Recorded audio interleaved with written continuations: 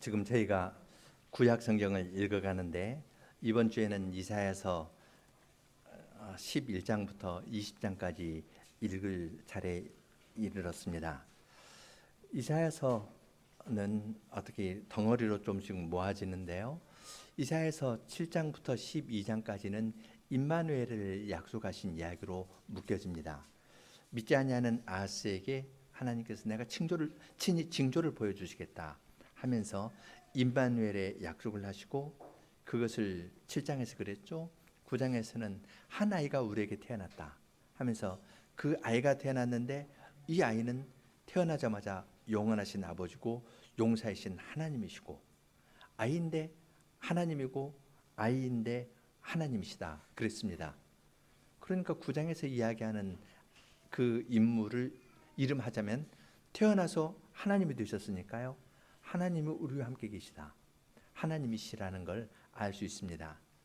10장에서는 그 임마누엘의 약속이 이새의 줄기에서 난 싹으로 이야기를 하고, 그리고 11장 10절에서는 이새의 뿌리로 이야기를 합니다. 이새의 후손일 뿐만 아니라 이새의 뿌리가 되셔서 이새의 원천이 되시는 분입니다. 그럼 하나님이십니다. 그렇게 여러 가지로 이야기를 하고, 12장에서는 그러한 구원을 베풀어 주신 하나님께 찬송하는 것이 이사야서 12장입니다. 이사야서 13장부터 23장까지는 하나님께서 세상을 심판하는 이야기입니다. 그래서 13장 1절 보면은 아모스의 아들 이사야가 바벨론에 대하여 받은 경고라 해서 그 바벨론에 대한 하나님의 심판의 선언이 나옵니다. 14장 지금 오늘 27절까지 읽었는데요. 28절에 아하스 왕 죽던 해에 받은 경고라 블레셋 땅이여 하면서 블레셋에 대한 경고 이야기가 나옵니다. 그리고 15장 1절에서는 모압에 관한 경고라 하면서 바빌론하고 아수르하고 붙어 있습니다. 그 나라에 대한 멸망, 그 다음에 블레셋, 모압, 암몬, 애굽 해서 두로 시돈 해가지고 그 나라들을, 이방 나라들에 대한 심판의 선언이 13장부터 23장까지 있습니다. 하나님께서 이스라엘을 구원해 주시겠다고 약속하셨는데 이것도 붙어 있는 것이 세상에 대한 심판 선언이라는 걸 생각할 필요가 있습니다. 그런데 지금 제가 13장 1절을 읽고 또 14장을 읽었는데 이건 바빌론에 관한 이야기입니다. 그러니까 여기 있는 아이들은 당장 이상하네, 앞에서는 아수르에 관한 이야기가 주로 나왔는데 왜 여기에서 바빌론에 대한 경고라고 이야기할까? 아수르에 대한 심판을 선언해야 되는데 우선 이야기하는 것은 13장 1절 바빌론에 대하여 받은 경고라. 바빌론이 와서 이스라엘을 침략하는 것은 605년부터 해서 586년까지입니다. 100년 후의 이야기거든요. 7장부터 12장 아하스 이야기는 732년, 722년, 701년 뭐 그런 정도 이야기입니다. 기원전. 그러니까 100년 차이가 있는데 왜 아수르 이야기가 아니라 바빌론일까? 그런 의문이 들기도 할 겁니다. 그런데 그것은 어려운 문제는 아닙니다. 왜냐하면 바빌론이 남쪽에 있고요, 아수르가 위에 있거든요. 그래서 위에 있는 아수르가 남쪽을 차지하면 자기가 바벨론 왕도 됩니다. 또 바벨론이 위를 공격하면은 바빌론 왕이 아수르 왕도 됩니다. 그래서 두 왕 이름은 서로 왔다 갔다 했습니다. 그런데 이사야는 앞으로 있을 바벨론의 포로로 잡혀갈 것을 내다보았기 때문에 왕 이름을 쓰면서 바벨론 왕 이름, 바벨론에 대한 하나님의 심판이라고 이야기합니다.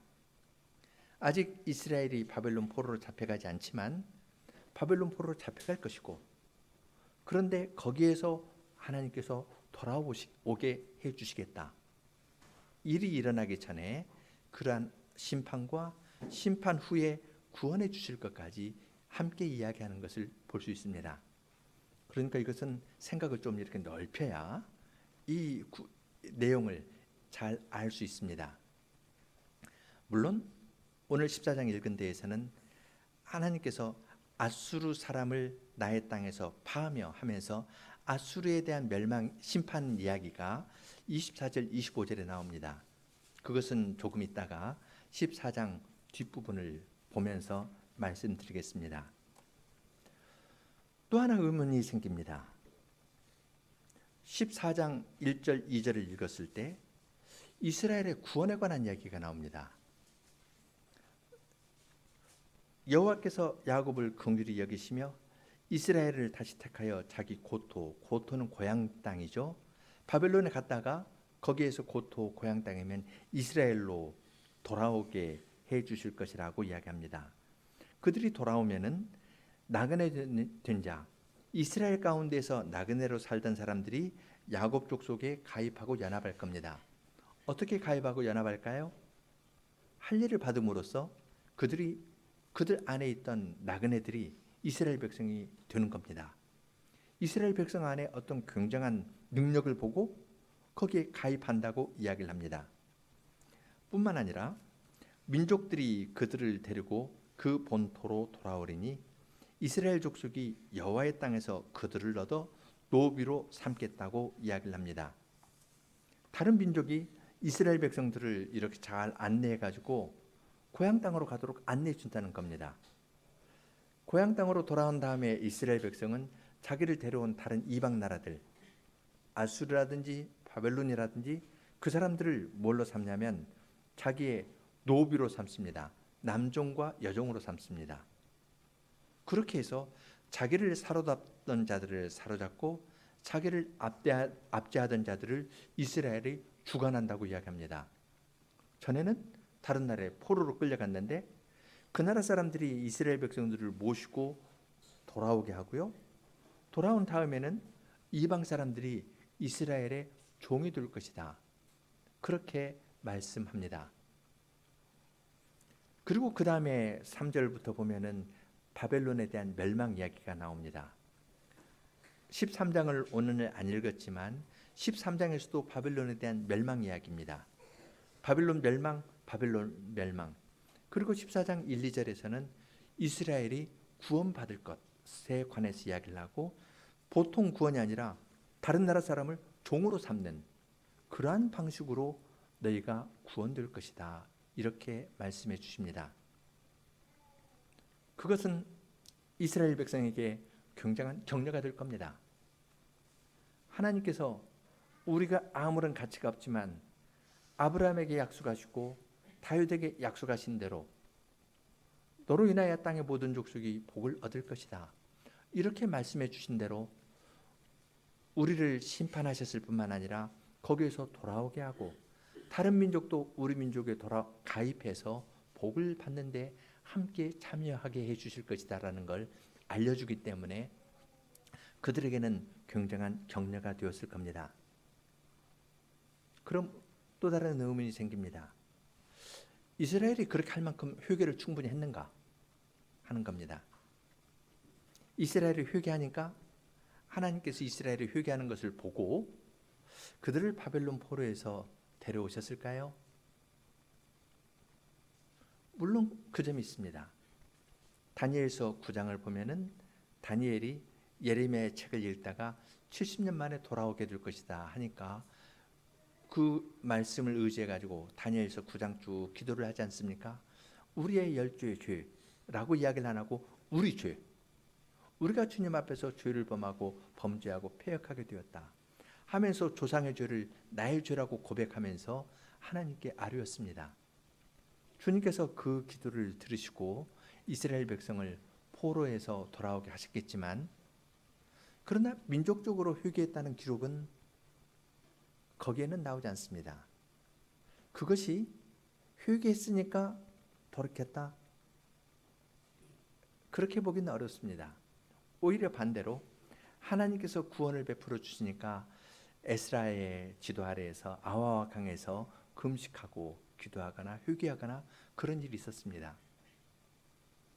요약하면 하나님께서 바벨론의 포로로 갔던 이스라엘을 돌이키시는 것은 그들의 행위에 근거한 것이 아닙니다. 그들의 회개 행위에 근거한 것이 아닙니다. 14장 1절 보십시오. 여호와께서 야곱을 긍휼히 여기시며 이스라엘을 다시 택하여 자기 고토에 두시리니. 새 동사를 이야기합니다. 하나님께서 이스라엘을 긍휼히 여기셨습니다. 그리고 이스라엘을 전에 택하셨듯이 다시 택하여 주셨습니다. 그리고 약속의 땅, 아브라함에게 약속한 땅으로 그들을 다시 두셨습니다. 이것은 이스라엘이 회개했기 때문이 아니라 하나님의 긍휼하심 때문이고 무한한 자비에서 선택하신 것 때문이고, 그 약속의 땅에 두신 것은 아브라함에게 약속하신 그 언약을 지키려고 하나님께서 그들을 구원해 주신 겁니다. 하나님께서는 진노 중에도 긍휼을 잊지 않으시는 분이십니다. 이스라엘이 므낫세의 그러한 죄들, 우상 숭배의 죄들, 자녀를 몰록에게 불사르는 그러한 죄들을 보면서 바벨론 포로로 보냈습니다. 그런데 그들을 돌아오게 하시겠다 했습니다. 주님의 무한하신 긍휼 때문에. 이 긍휼이라는 것은 그 어머니의 태와 같은 겁니다. 어머니가 아이를 안듯이 하나님께서 우리를 안으시고 무한한 사랑으로 우리를 구원해 주시고 아무 이유 없이 택하셨고, 또한 아무 이유 없이 약속의 땅으로 다시 돌이켜 주시겠다고 이야기를 하였습니다. 하나님의 마음은 좀 급했던 것 같습니다. 바벨론 포로에 대해서 바벨론에 대한 심판 이야기를 다 하고 심판 이야기 끝난 다음에 이 바벨론 심판 끝나면 내가 너희들 구원해 줄 거야, 이렇게 말씀하셔도 될 텐데요. 13장에서 바벨론에 대한 심판을 이야기했습니다. 14장에서 또 한 번 이야기하시거든요. 그 사이에 하나님께서 내가 너희 구원해 주겠다, 너희에게 자비를 베풀어 주겠다, 너희를 다시 택하여 주겠다, 너희를 약속의 땅으로 내가 돌려주겠다, 그리고 다른 민족들이 너희에게 몰려들 것이고, 너희를 사로잡던 자가 너희에게 사로잡힐 것이고, 너희를 치던 자가 너희에게 침을 당할 것이다, 그렇게 말씀해 주셨습니다. 그러면서 이제 믿기 어려워하는 우리들을 위해서 하나님께서는 노래로 가르쳐 주셨습니다. 그날에 너희는 바벨론의 멸망을 보면서 다음과 같은 애가를 불러라 하고 애가를 가르쳐 주셨는데 14절부터 나옵니다. 애가는 장면이 이 시선이 옮깁니다. 4절부터 8절은 이 땅에서 되어지는 일입니다. 그리고 9절부터 11절은 음부에서 수월에서 되어지는 일입니다. 그리고 12절부터 14절은 하늘에서 되어지는 일이고요. 15절은 다시 수월에서 되는 일이고, 그 다음 16절부터 21절은 다시 땅에서 되는 겁니다. 바벨론의 멸망을 이야기를 하는데요. 땅에서부터 시작을 해가지고 수월로 갔다가 다시 하늘로 쭉 솟아갔다가 다시 수월로 갔다가 다시 땅 위로 가는 식으로 이렇게 무대들을 옮겨가면서 이야기를 하는데, 이 무대는 5부분이지만요 4연으로 구성이 되어 있습니다. 4절부터 8절 먼저 보겠습니다. 너는 바벨론 왕에게 대하여 이 노래를 지어 이르기를, 학대하던 자가 어찌 그리 그쳤으며 강포한 성이 어찌 그리 패하였는고. 여호와께서 악인의 몽둥이와 패권자의 호를 꺾으셨도다. 그들이 분내어 여러 민족을 치되 치기를 맞이 아니하였고, 노하여 열방을 억압하여도 그 억압을 막을 자 없었더니, 이제는 온 땅이 평안하고 정원하니 우리가 소리질러 노래하도다. 향나무와 레바논 백향목도 너로 인하여 기뻐하여 이르기를, 내가 넘어뜨리었은즉 올라와서 우리를 작벌할 자 없다 하는도다. 바벨론이 화를 내면서 몽둥이와 패권자의 호를처럼 다른 민족을 쳤습니다. 그 다른 민족을 칠 때요 스스로 화를 내야 됩니다. 사람이 화를 내지 않으면 다른 거 치기 어렵거든요. 스스로 싸우는 사람들 보십시오. 스스로 말 이렇게 몇 마디 해가지고 화를 붙들어 가지고 그 다음에 팍 치거든요. 지금 바벨론도 그런 겁니다. 화를 내면서 분을 내면서 여러 민족을 치고 이렇게 쳤는데 좀 손 올리고 막았다 해가지고 손 올려 하면서 또 확 화를 내고 또 그 팍 엎어져야 되는데 고개 들어 또 고개 들었다 해서 또 확 밟으면서 치고 이런 식으로 스스로 막 화를 내면서 다른 민족들을 계속 노하면서 열방을 억압하였습니다. 분내고 노하면서 다른 민족들을 막 공격하고 나간 겁니다. 그러니까 땅에 평화가 없었습니다. 근데 바벨론이 죽으니까 온 땅이 평안해졌습니다. 그래서 레바논의 백항목이 하는 말이 이제 우리 와서 꺾을 사람 없다 하면서 온 땅이 평안하고 조용해졌다 하면서 땅에 평안이 있다고 이야기를 합니다. 이 땅에서 죽은 바벨론 왕은 어디로 갈까요? 음부로 갑니다. 음부에서 되어지는 이야기를 9절부터 11절에서 묘사합니다. 조금 상상을 하면은 썩 좋지는 않지만요. 그래서 상상을 하면서 한번 읽어보십시오. 아래 음부가 너로 인하여 소동하여 너의 몸을 영접하되 그것이 세상에서의 모든 영웅을 너로 인하여 동하게 하며 열방의 모든 왕으로 그 보좌에서 일어서게 하므로. 옛날 같으면 어떨까요? 바벨론 왕이 오면은 다른 왕들이 다 일어서지 않습니까? 이 조폭 두목이 오면은 딱 서가지고 90도 각도로 딱 절하잖아요. 이런 식으로 바벨론 왕이 오니까 음부에 먼저 와 있던 사람들, 그 왕들이 다 일어나서 이 바벨론 왕을 맞이하려고 딱 섰습니다.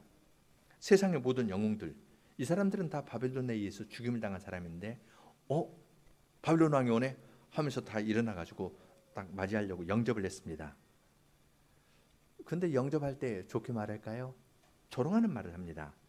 그들이 다 내게 이르기를 너도 우리처럼 연약하게 되었냐? 우리처럼 되었냐? 하고 비웃습니다. 너 뭐 별거 없네?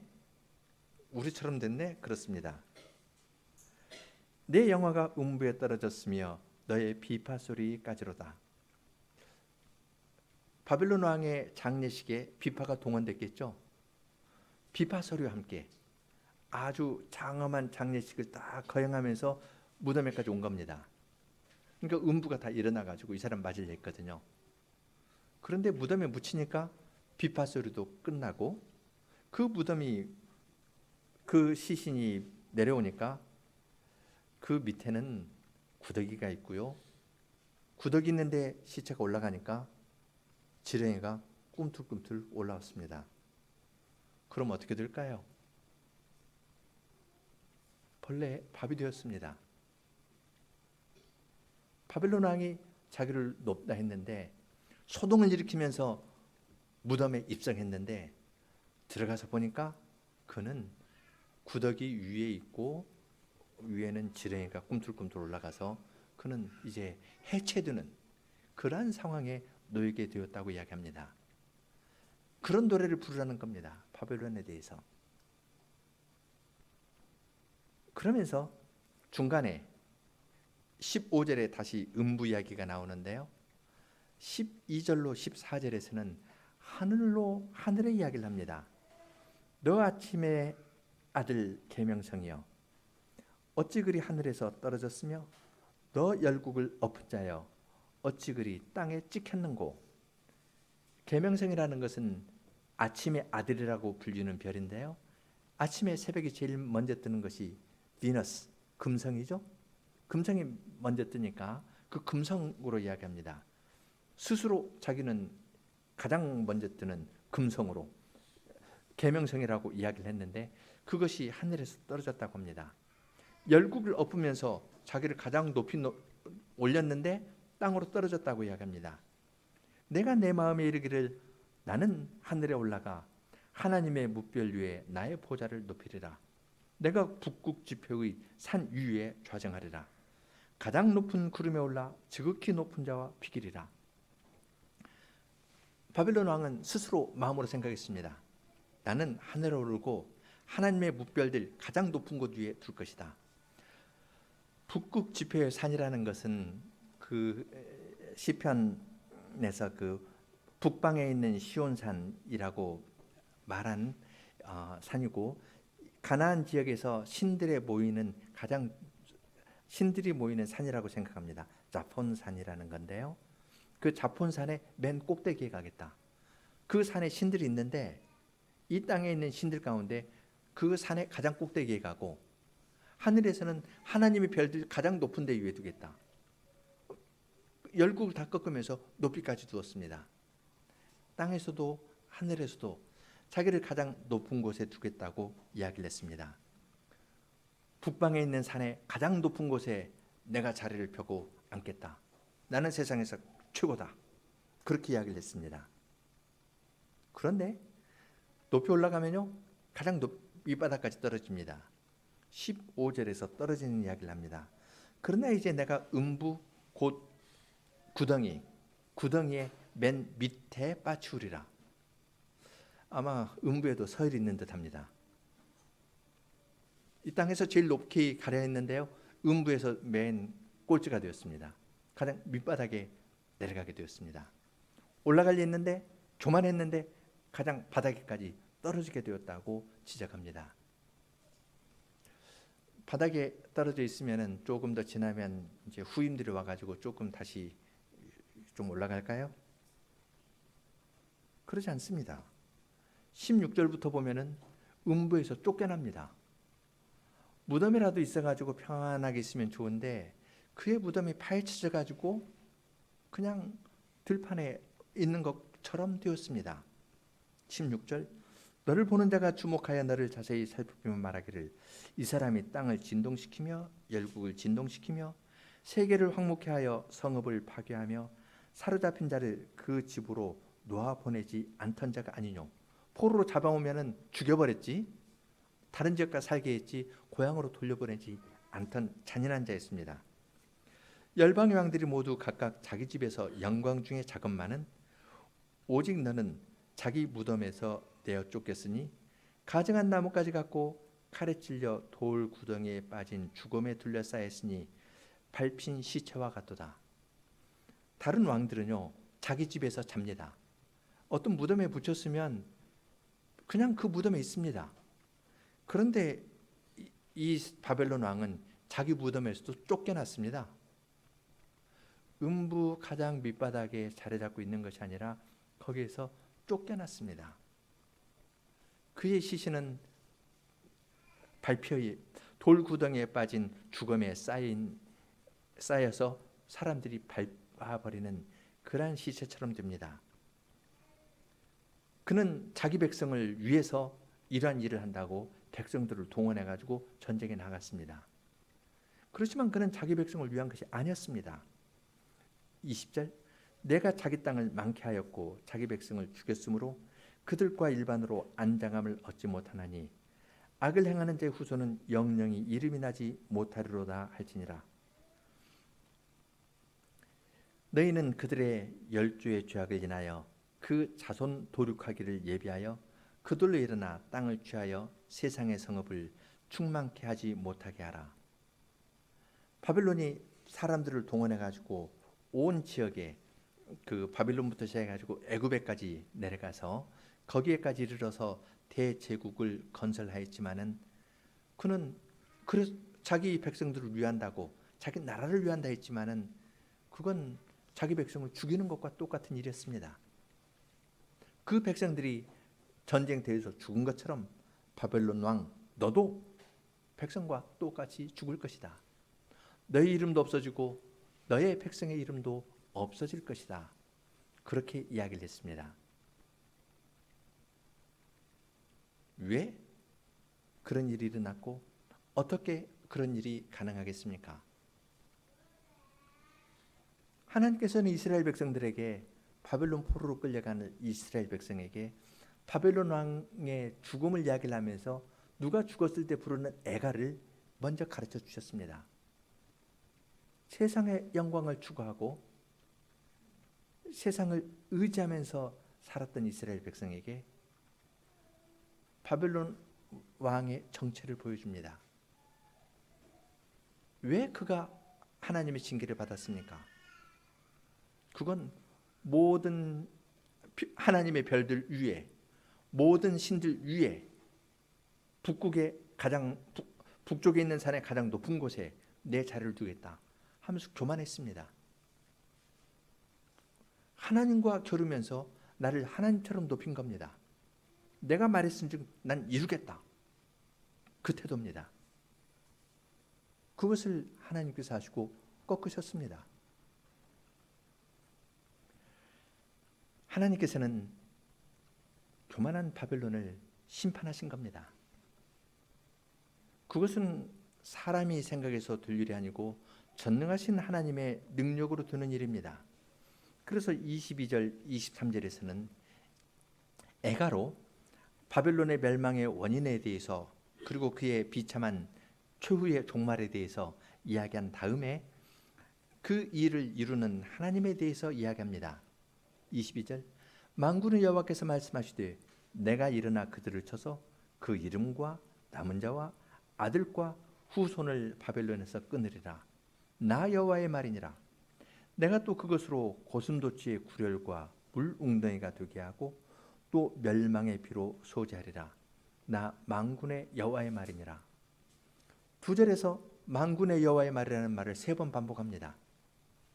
내가 말했으니 내가 이루겠다. 그렇게 이야기합니다. 바벨론 왕뿐 아니라 바벨론 왕을 따르는 사람들 모두 하나님께서 그 나라 전체를 멸망의 비로 소재해 버리신다 했습니다.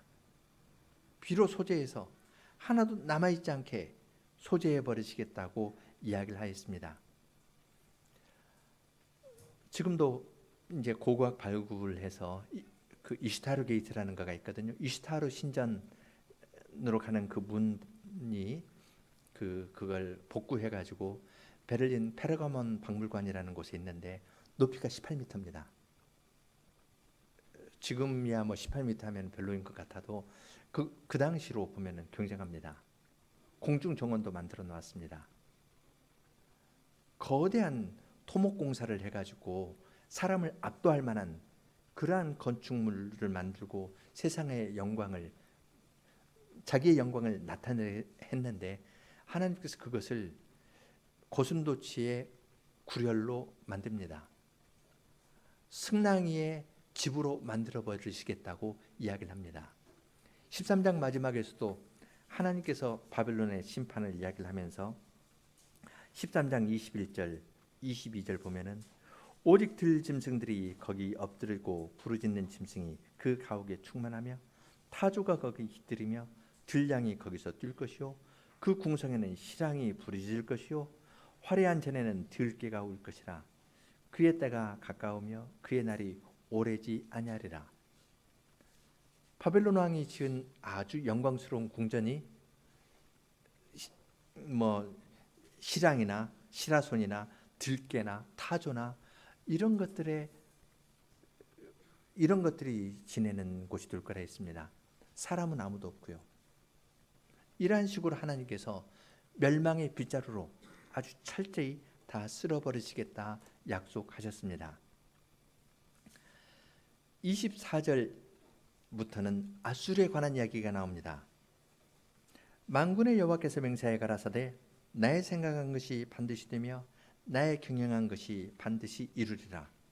내가 아수르 사람을 나의 땅에서 파하며 나의 산에서 발 아래 밟으리니 그때 그의 멍에가 이스라엘에게서 떠나고 그의 짐이 그들의 어깨에서 벗겨질 것이라. 이것이 온 세계를 향하여 정한 경영이며 이것이 열방을 향하여 편 손이라 하셨나니 만군의 여호와께서 경영하셨은즉 누가 능히 그것을 패하며 그 손을 펴셨은즉 누가 능히 그것을 돌이키랴 합니다. 아까 처음 말씀드린 것처럼 13장 1절은 바빌론에 대한 경고라. 그 다음에 그 28절을 봐도 블레셋에 대한 경고라. 15장 1절 모압에 대한 경고라. 17장 1절 다메섹에 대한 경고라 하면서 어떤 나라들을 이야기할 때 무엇에 대한 경고라, 무엇에 대한 경고라 그렇게 시작하는데 지금 아수르에 대한 이야기를 하면서는 아수르에 대한 경고라고 말하지 않습니다. 바벨론에 대한 경고라 이야기를 하면서 아수르 이야기를 합니다. 아수르와 바벨론을 한꺼번에 묶어서 한 나라로 묶어서 이야기하는 것임을 여기에서 알 수 있습니다.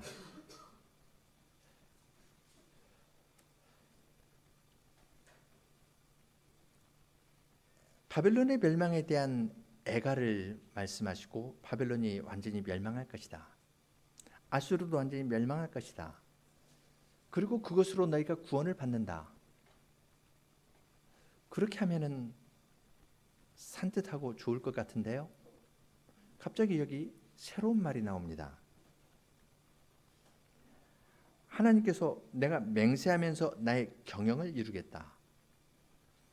그리고 그것은 온 세계를 향하여 정한 경영이고 열방을 향하여 편 손이라. 여호와께서 열방을 향하여 손을 폈다. 이건 심판의 뜻도 있지만 동시에 구원의 뜻도 있습니다. 세상을 향한 하나님의 경영이라. 바벨론을 멸망시키고 이스라엘을 구원했으면 됐지. 왜 또 다른 이야기를 하시는가? 왜 세상에 대한 경고를 하는가? 그런 의문이 듭니다.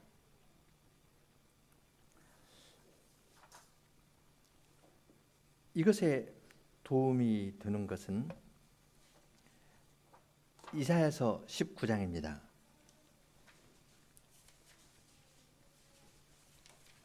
이사야서 19장 23절부터 보겠습니다. 이것은 19장 앞에서 애굽에 대한 경고라 해서 애굽에 대한 심판을 말씀하신 다음에 하는 이야기인데요. 19장 23절 그날에 애굽에서 아수르로 통하는 대로가 있어 아수르 사람은 애굽으로 가겠고 애굽 사람은 아수르로 갈 것이며 애굽 사람이 아수르 사람과 함께 경배하리라. 아수르하고 애굽도 서로 싸웠거든요. 서로 싸웠는데 서로 교류하면서 함께 경배합니다. 무엇을 경배하는지에 대해서는 그 다음 절에서 이야기합니다. 그날에 이스라엘이 애굽과 아수르로 더불어 셋이 세계 중에서 복이 되리니 이는 만군의 여호와께서 복을 주어 가라사대 나의 백성 애굽이여 나의 손으로 지은 아수르여 나의 산업 이스라엘이여 복이 있을지어다 하실 것임이니라. 하나님께서는 아수르도 구원하시겠다고 하셨습니다. 나의 손으로 지은 아수르여 애굽도 구원하시겠다 했습니다. 나의 백성 애굽이여 이스라엘을 통해서 하나님께서 경영하시는 것이 있기 때문에 이스라엘은 나의 산업이다. 나의 기업이다 했는데 하나님께서는 마지막 날에는 아수르도 내 백성으로 삼고 애굽도 내 백성으로 삼겠다.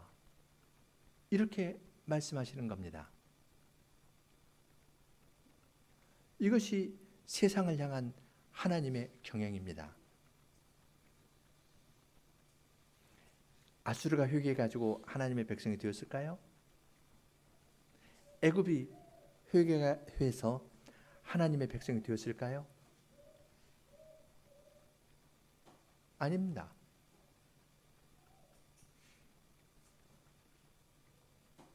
이스라엘의 교만을 꺾고 심판하셨지만 동시에 그들을 긍휼히 여겨서 그들을 다시 택하시고 그들을 가나안 땅으로 약속의 땅으로 부르신 하나님께서는 바벨론의 심판을 꺾고 하늘까지 높아진 그들의 교만을 저 음부 밑바닥까지 내려서 꺾어서 없애고 그들 가운데 주님의 백성을 삼으시겠다고 말씀해 주시는 겁니다. 이것이 하나님의 경영입니다. 결코 우리 하나님은 한 민족에게 국한되는 민족신이 아니십니다. 만일 하나님께서 민족신이라면 이스라엘을 괴롭게 한 바벨론을 멸망시키고 애가를 지어 불러라. 애가 보면은 아주 적나라하지 않습니까? 이 애가 부르면서 바벨론의 멸망을 즐거워해라. 그렇게만 말씀하시는 것이 아니라 그들의 멸망을 꺾은 다음에 나의 세계에 대한 경영이 있다. 그렇게 말씀하시는 겁니다. 그리고 쭉 말씀하시다가 세계에 대한 경영은 바벨론도 하나님의 백성으로 삼는다는 겁니다.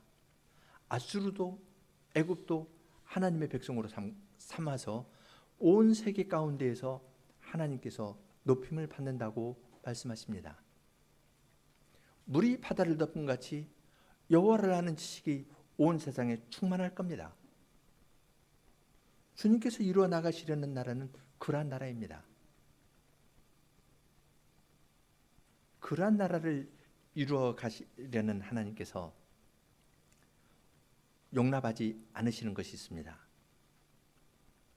그건 교만입니다.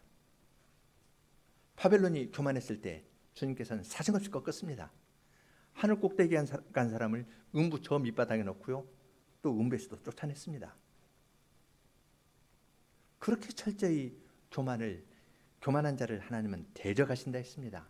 싫어하십니다. 꺾어버리십니다. 꺾으시는 것은 그를 주님의 백성으로 만드시기 위함입니다. 이스라엘 백성이 아수르를 의지했고 또한 바벨론을 의지했습니다. 애굽도 의지했습니다. 하나님을 의지하지 않고 세상을 의지하고 갔을 때 하나님께서는 그들을 치셨습니다. 그렇지만 주님의 무한하신 사랑으로 그들을 바벨론 포로로 보내지만 그들을 다시 긍휼히 여겨주시고 다시 택하시고 다시 약속의 땅으로 불러주실 것을 말씀해 주셨습니다.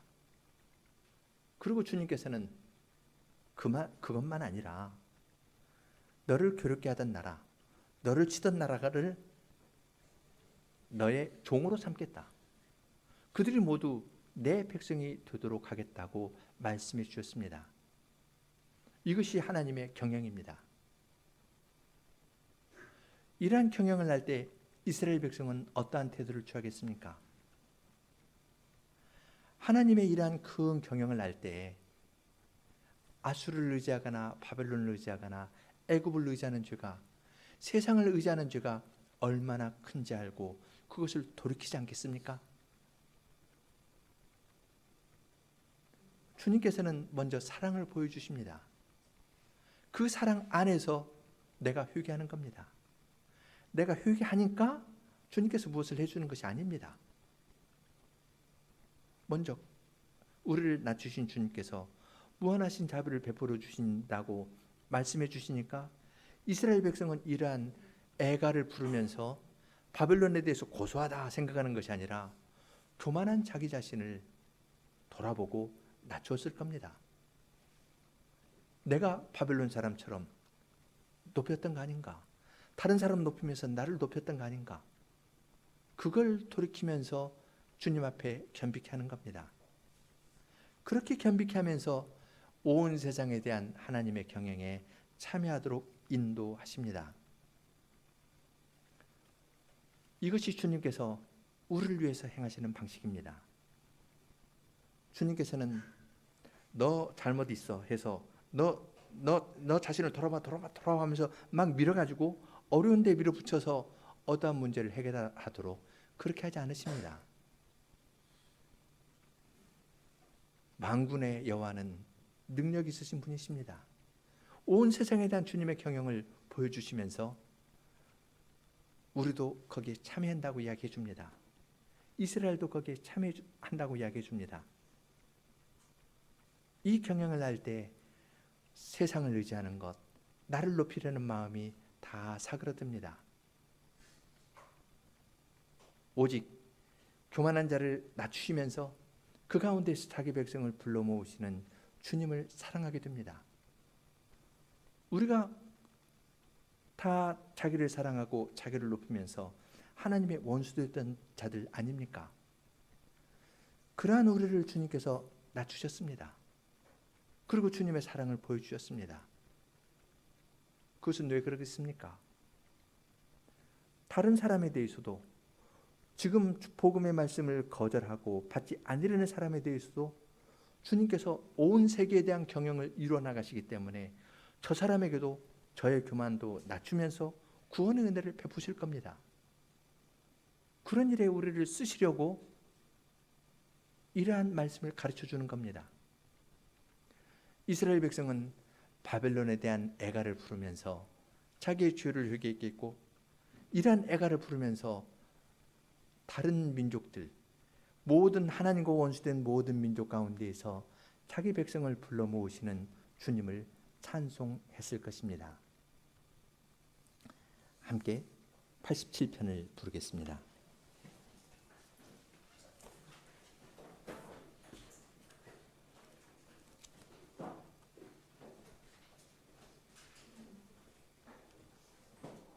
(5절까지인데) 1절 함께 2절 여성, 3절 남성 간주하고 4절 자녀들, 그리고 5절 함께 하겠습니다.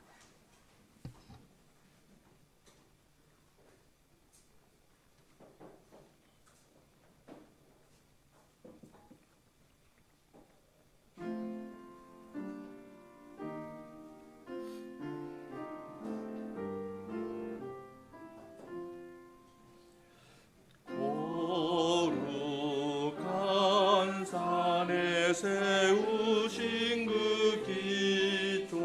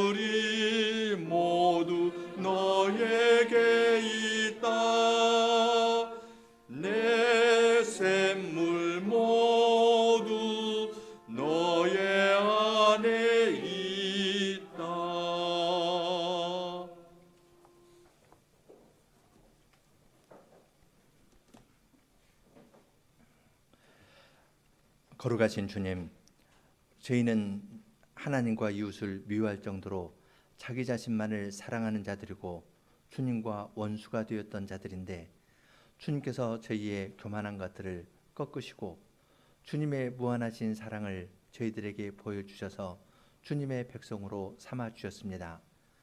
주님께서는 구약 이스라엘 백성이 교만하고 세상을 의지하고 그릇 갔을 때 그들을 바벨론의 포로로 보내어 큰 고난을 겪게 하셨지만, 그 가운데에서도 주님의 뜻을 이루어 나가시면서 세상 제국의 교만도 주님께서 꺾으시고 그들을 괴롭게 하던 원수도 주님의 백성으로 삼으실 것을 이스라엘 백성들에게 가르쳐 주셨습니다. 그렇게 함으로 이스라엘 백성들로 하여금 다른 민족에 대해서 자기 민족이 우월하다는 생각을 조금이라도 갖지 아니하고 교만한 자신들을 낮추신 주님께서 교만한 세상의 제국도 꺾으시면서 주님의 백성을 삼으시고, 물이 바다를 덮은 같이 여호와를 아는 지식이 세상에 충만할 것을 바라보게 하여 주셨습니다.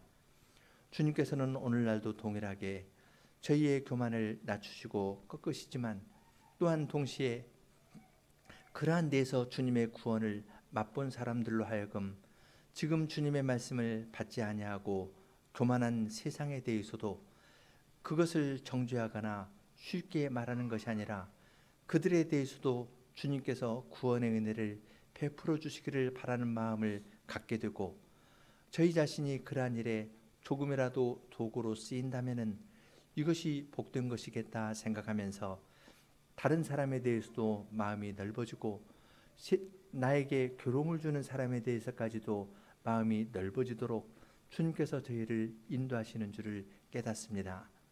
이러한 은혜가 주님의 교회 안에 가득하게 하여 주시고, 주님 안에서 저희의 마음이 넓어지고 온 세계에 대한 경영을 하나님께서 친히 이루실 것을 생각하면서 그 일에 저희 자신을 드리고 살아가는 사람들이 다 되게 인도해 주시옵소서. 예수님 이름으로 기도합니다. 아멘.